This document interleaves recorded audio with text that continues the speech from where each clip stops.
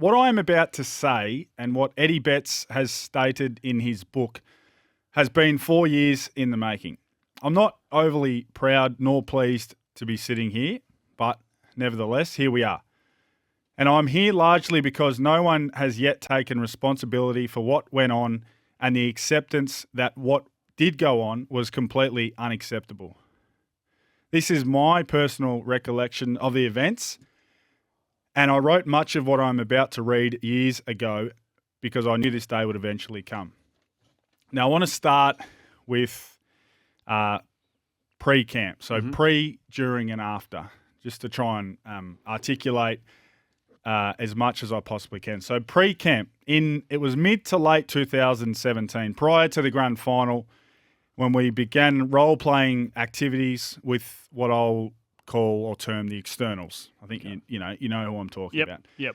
None of what we did really had much substance, and most of it was just stuff you could laugh at post-sessions. And we often did.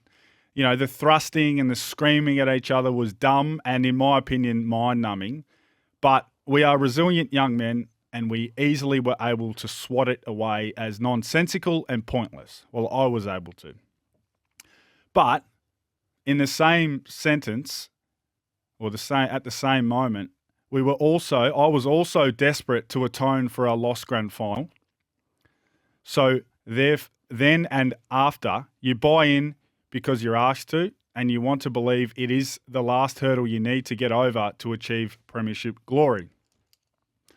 After the grand final, during the following pre-season, so we're still in 2017, but it is a new pre-season, perhaps in December, we were told we'd be going on an intense camp to the Gold Coast.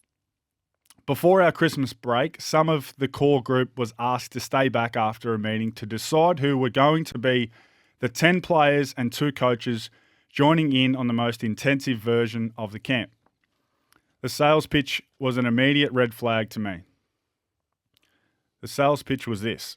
This will be the scariest thing you've ever done, but the safest thing you've ever done.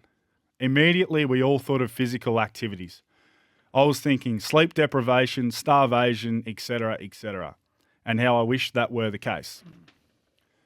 I resisted big time. I recall us going around in a circle and accepting the challenge one by one, whilst a couple of players were withdrawn due to injury issues, as well as one player being removed from group number 1 because of some personal trauma he'd recently experienced. Hearing him removed because of his own personal trauma was immediately alarm bells inside my head. I consider myself very much a matter-of-fact person, a realist, and I'll call it as I see it, to a fault. Some accuse me of being too cold and calculating, my wife included. She would definitely accuse me of that. But I do thank her for her support the whole way through. And she remains devastated and furious at the way our time in Adelaide, the city, ended. But I knew that I had to be true to myself and true to my mates. It all smelled terribly, and in my heart, I knew we were going down the wrong path. But as I said, off the back of a grand final loss, and when I had personally played so poorly, I knew I only had so much leverage, if any. After around 40 minutes of resistance in this meeting, I agreed to be a part of Group 1, in part because I knew it was a month away and I had time to work some back channels to get myself removed. But no joy. I could not get out. Group 1 was for me. As Eddie stated in his book, I also took a phone call with the supposed counsellor and again expressed my desire that my unusual upbringing was of no significance to me as an athlete or a teammate. I, in a naive bid to allow these people to improve me, explained to this person how I was raised by my non-biological grandmother and have had no meaningful relationship with my parents. My childhood is a source of shame and pain, but also pride. I'm proud I am where I am today, despite any potential hurdles thrown my way as a young person. But I'll always have the pain of not having a family to lean on in tough times or to celebrate with on celebratory occasions. Even as an adult, small things can remain with you.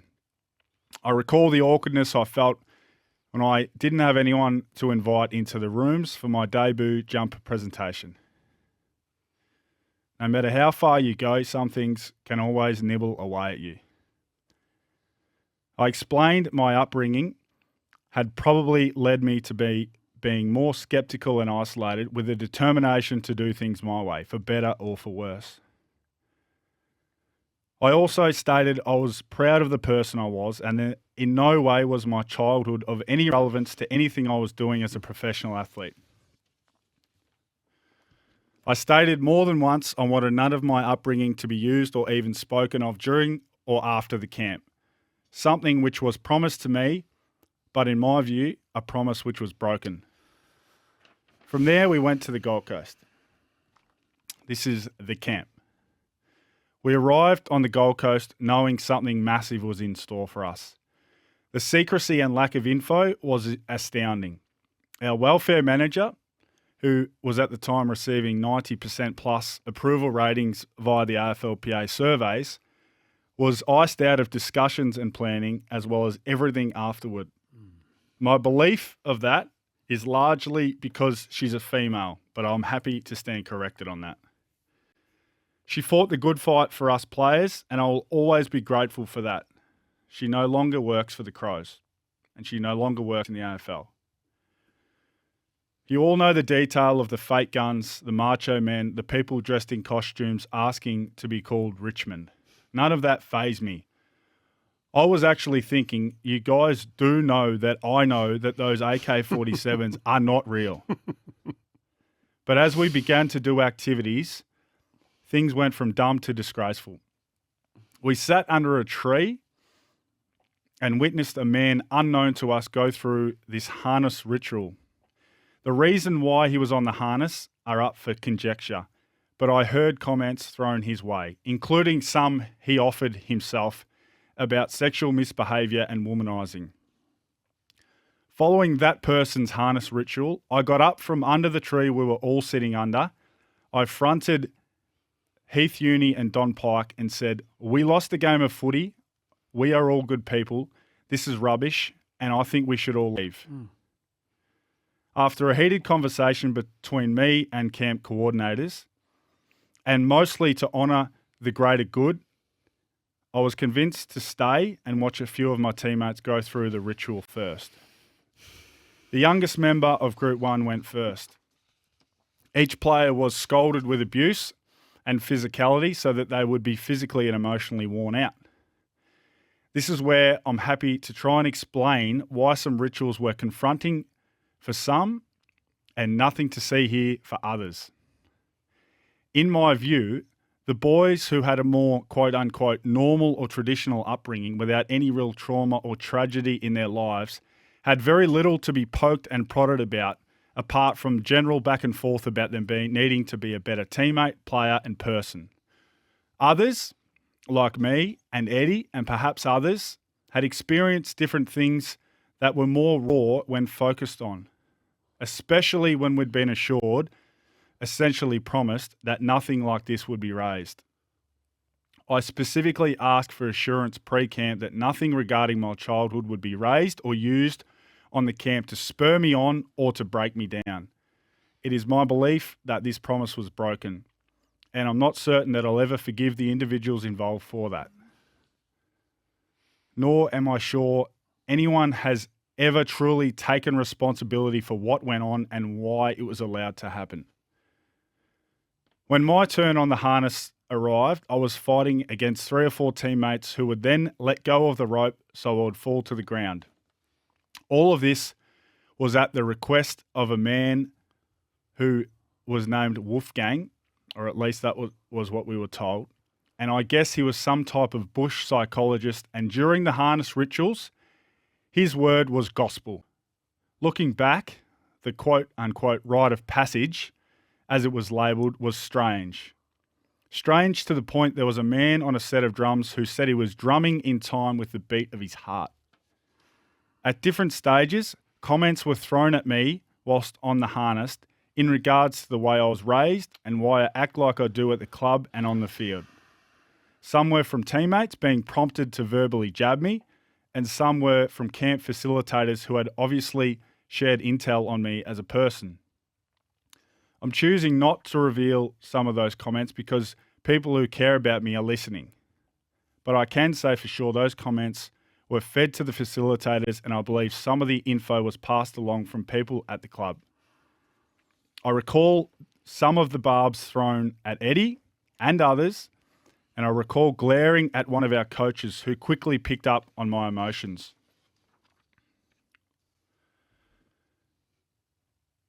Everyone went through the ritual, and on the last morning, we had a relaxed discussion with facilitators, which is also when we were told how to discuss what we'd done with our teammates and family members.